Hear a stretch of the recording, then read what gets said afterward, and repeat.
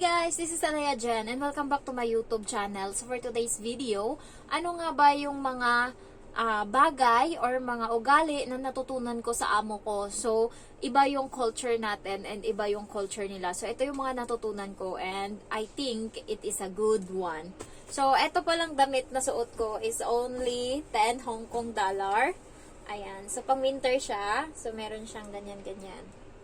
Ayan. And then, etong pants, or itong skirt, hindi nyo makita. 10 din to, ayan. And then, sa likod is ganyan. 10 din siya. So, sinuot ko siya, sinukat ko, and lalabhan ko kasi ito pagkatapos. So, mamaya ko na lalabhan. Iba-vlog ko muna siya kasi nga, yung title kasi is, alam nyo guys, pag gumagawa ako ng video, title lang yung alam ko niyan. Wala akong idea kung ano sasabihin ko. Basta, pag may title ako, tuloy-tuloy lang akong nagsasalita sa camera. And, ayan, tuloy-tuloy lang yung flow ng, ng vlog ko. So, title lang talaga yung alam ko. Tapos, sinasabi ko kaagad, sunod-sunod na. So, ano yung natutunan ko? First is, maging masinop. So, sa pagkain guys, sa Pilipinas, pag nagluluto kami, alam mo yung, tatlo lang kaming kakain, yung pagkain namin is puno yung kaldero, halimbawa naglaga kami, puno siya, tatlo lang kami kakain. So, ang worst is tinatapon lang, ayun yung nangyayari. So, ang worst is, wala, tinatapon lang namin yung pagkain, nasasayang, as in, maraming pagkain na nasasayang nung nasa Pinas ako, na hindi naman pala talaga dapat. So, hindi pala ganun yung way ng pagkain. Dito sa Hong Kong, iba sila, bilang. Halimbawa, kakain ng isda.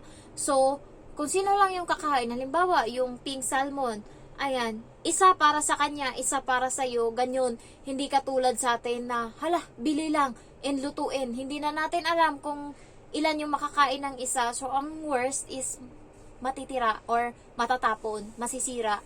So, dito hindi ganon. Bilang lang. Sa gulay din ganon kami. Bumili sila ng 1 kilo or kalahating kilo ng gulay. Tatansyahin ko lang ngayon kung ilan yung makakain nila. Hindi ko uubusin yung gulay. Halimbawa, yung repolyo, kalahati lang yan yung kanila. Dalawa lang silang kakain mag-asawa. So, kalahati lang yung luluto ko. Kapag mabigat, kalahati. Pag konti, ayan, isa. So, ganun guys, hindi katulad sa atin na ubos biyaya. Yung sa atin, yung kalabasa, yung isang buong malaki, isang lutuan lang natin. Dito sa Hong Kong, 1/4 lang yung lulutuin yan. 1/4 lang yung bibili nila sa palengke. Kaya nakakatipid sila. Hindi sila yung katulad sa atin tapos may matatapon, may matitira. So, yun yung sayang. Yun yung napansin ko sa kanila na yung pagkain nila is dapat enough lang. Yung sa kanin din, hindi katulad sa atin na pag kumain tayo is isang kaldero. Grabe yung kanin ko sa Pinas. Alam niyo yung 3 serve yun. Isang kainan ko lang yun. Dito sa Hong Kong, kinakain nila isang bowl lang na maliit. Pero sa atin hindi ata pwede yun kasi nga mabigat yung trabaho natin, sa kanila dito magaan naman. So parang may excuse tayo sa na yun, sa part na yun. And also guys, dito sa Hong Kong, tayo sa Pinas lahat ng selebrasyon, mapaundas, New Year, Pasko, kalag-kalag or Holy Week, ano pa ba yung hinahandaan natin? Birthday, ano pa yung mga hinahandaan natin? Marami tayong handa dyan, hinahandaan natin. Iba dito sa Hong Kong. Alam nyo ba, birthday ng alaga ko? Isang anak lang yan siya. Marami silang pera, pero ang hinanda lang, cake guys. Tapos naglagay lang ng happy birthday sa dingding. Nagpaano ng balon. Wala kaming bisita, kami lang. Alam mo, kinain lang namin noodles. Bumili sila ng noodles na sa 360. Nilagyan lang ng itlog na toppings, nilagyan ng seaweeds, ano pa ba yung nilagay? Chicken wings, parang ginawang yung sa restaurant na noodles, nung may maraming toppings, ganun lang ginawa, sinerve sa bata, happy birthday. Nung gabi, anong ginawa? Niluto namin, nagsabaw kami guys, nagluto kami ng kanin, gulay, as in, normal way hindi katulad sa atin, nagpalitsyon, nag-spaghetti, nag-macaroni, nagbihon, nagnilaga, inimbita lahat ng kapitbahay, pinakain, naglumpia. Hindi ganun dito sa Hong Kong. Kaya sabi ng amo ko, kung gusto mo, dito ka na lang sa Hong Kong, wag ka na umuwi ng Pinas, iba yung culture nyo doon. Kaya sabi ko, kaya tayo nahihirapan, kaya tayo hindi umaangat kasi yung mga celebration once a year lang yan, ganyan. Ilang celebration yung hinahandaan natin once a year. Kung 10 kayong pamilya diyan na nasa bahay, 10 din yung every year na magbi-birthday. So lahat yan handaan mo. Yung iba nangungutang pa 25,000 para lang sa ganyan. Sa kanila dito, hindi nga nila inimbita yung mama, papa nila, lolo, lola nila sa sa birthday. Alam mo, kakain lang sa bahay. Ayan yung natutunan ko na parang ngayon, parang napakawalang kwenta pala talaga ng pinaghahandaan natin.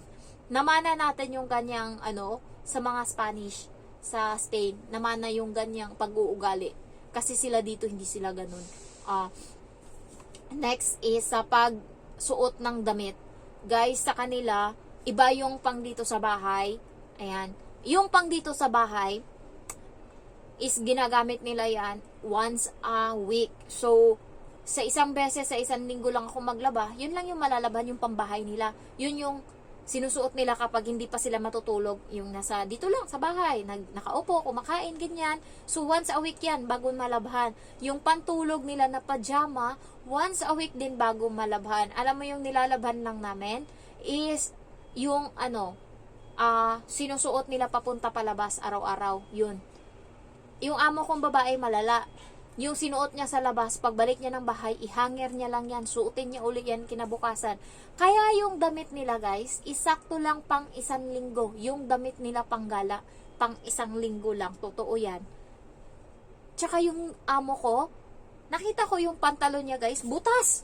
Eto, pantalon to ha. Eto yung pantalon. Butas na yung dito. Butas na yung dito. Butas na yung dito. Ayan, butas yung dito. Tatakpan niya lang yan yung damit na hanggang yung mahaba na damit. Tatakpan niya lang yan. O di kaya itakin niya yung damit para natakpan yung panty niya sa loob. Ganun siya kalala. As in. Alam mo, nagbago lang siya nitong huli lang. Pero yung mga pantalon niya na gano'n na mga butas-butas, nandun pa din sa gilid. Siguro kailan niya yung susuotin. Hindi niya tinatapon. And gagamitin niya yan. Nung bago ako ginagamit niya pa talaga yan. Ako na lang yung nahihiya sa kanya. Parang, bilhat kita, gusto mo? So, nagulat siya. Nung ako, iba-iba kada day of yung suot ko. So, parang simula nun, parang na sila, na bumili. So, nagbili-bili na sila ngayon, paunti-unti. Hindi na katulad dati. Ako naman kahit papano, kasi pag, na-picture mo na, parang, para sa akin, ayoko na ulitin. So, nandun na yung iba kong mga damit sa Pinas na uwi na. So, binigay ko na yun sa ko. Isang beses ko lang nasuot yung iba. Binigay ko na sa pamangkin ko. Sa kanila dito is paulit-ulit. Yun yung ugali nila. Mas maganda yung ganun, mas tipid. Hindi magastos. Kasi sa Pinas, nauubos yung pera ko kaka-shopping. Hindi pala dapat ganun. Sa kanila dito, paulit-ulit lang yung damit nila. Ayan. Next is yung way na dapat pag may pag gumala ka, may dala kang tubig. Yun yung importante dito sa Hong Kong. Ako, ayan, tumbler. Pero yung amo kong babae, yung ininuman niya ng tea, halimbawa, yung Coke na, na bottled na Coke na bottled, iinumin niya yan, so naubos niya na yan ngayon. Gagamitin niya yung bottle na yan, lalagyan ng tubig everyday, kasi lumalabas siya everyday, hatid yung bata sa school.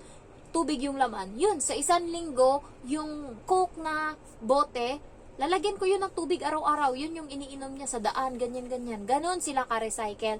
And also, yung mga, pag tayo guys, pag lumalabas, di ba, labas lang. Sa kanila, bago lumabas ng bahay, umihi ka muna. Kahit hindi ka pa naiihi, umupo ka sa CR, maiihi ka doon, para pagdating mo sa galaan, hindi ka namang problema na, naiihi ako kasi hindi ka umihi sa bahay. Pero kung umihi ka na, kahit hindi ka pa umiihi, hindi ka pa naihi, malaki palang factor yung ganun. Mas nasasanay ka. Ako ngayon, bago ako umalis, umiihi na din ako sa CR kahit hindi pa ako naihi. Pag upo ko dun, sakto, may ihi siya. May lumalabas, kahit konti. At least malaking bagay na yun kaysa sa iihi mo yan sa daan. Yun yung natutunan ko. And also, ano pa ba yung natutunan ko? Aside from that, yung mga walang kwentang bagay, hindi nila binibili. Yung alam nila na hindi siya magagamit or para saan, hindi sila nagbibili. Alam mo yung namin, sa Pinas, di ba, maraming mangkok, ganyan-ganyan. Yung mangkok namin dito sa bahay is 4. Yung pinggan nila is 4. Yung mangkok nila ng kanin, 4. Kutsara, 1. Marami pa kutsara ko. Chopstick, parang ilan lang. Bilang lang yung mga gamit namin dito sa bahay. Yung kawali namin, isa. Ayan. Ayan. Yung takuri namin, isa. So, ganun lang guys. Walang masyadong gamit dito. Pero, ano sila, alam mo yun, yung hindi sila katulad sa atin na, tambak, tambak, tambak, tambak. Hindi ganun. Hindi sila ganyan. Yun yung maganda. Marami lang kami dito sa bahay is mga laruan ng bata. Yun yung pinaka nakakaano talaga, na amaze ka sa mga ugali nila, na konti, alam mo yung natutunan ko na din. And also, natutunan ko sa emosyon, yung hindi steady yung lahat ng bagay. So, kapag may changes, wag mong dibdibin. Katulad ng amo ko, pag nakabasag ako, magagalit lang. Hindi siya nagagalit. Kasi wala naman siyang magagawa. Tinanong ko siya, ba't ka hindi nagalit? Sabi niya, wala naman ako magagawa. Nabasag na yan. Kahit na anong gawin ko, kahit pagalitan ka pa dyan, is nabasag ko na. Nabasag mo na. So, hindi na natin maibabalik. So, yung emosyon na mangyayari kapag nagpadala ako sa ano, is magiging malala lang. Sabi niya ganun. Kaya, yun yung nagustuhan ko sa amo ko, na kapag ganyan nakabasag ako, hindi niya binibig deal, hindi niya binabawasan yung sahod ko, hindi niya kinakalta sa akin, siya mismo bumibili. Ayan, yung pitchel na nabasag ko, mahal pala yun kasi nga, pang mainit na tubig yun, hindi yung plastic na pitchel. So, nung nabasag ko, bumili siya uli. Medyo na ano ako. Kaya sabi ko talaga sa sarili ko, hanggat maaari, iiwasan kong makabasag. And thank you, Lord, kasi 7 months na akong hindi nakabasag. Hindi nakasira ng gamit. 7 months na. Awa ng Diyos. So, iniingatan ko na din yung ref, na dapat yung freezer sa baba, pag marami yung yung karne, dapat hindi umangkla yung niya, kasi yun yung dahilan kaya nasisira. Kaya nung nalaman ko yun, iniwasan ko na. And yung pichel, iningatan ko na talaga. Halos lahat ng bagay iniingatan ko na dito, para goal ko kasi sa sarili ko, makatapos man lang ako kahit 1 year na wala akong nabasag. Mas masarap pala sa feeling yung wala kang nasisirang gamit. Nakakatuwa, as in. Kaya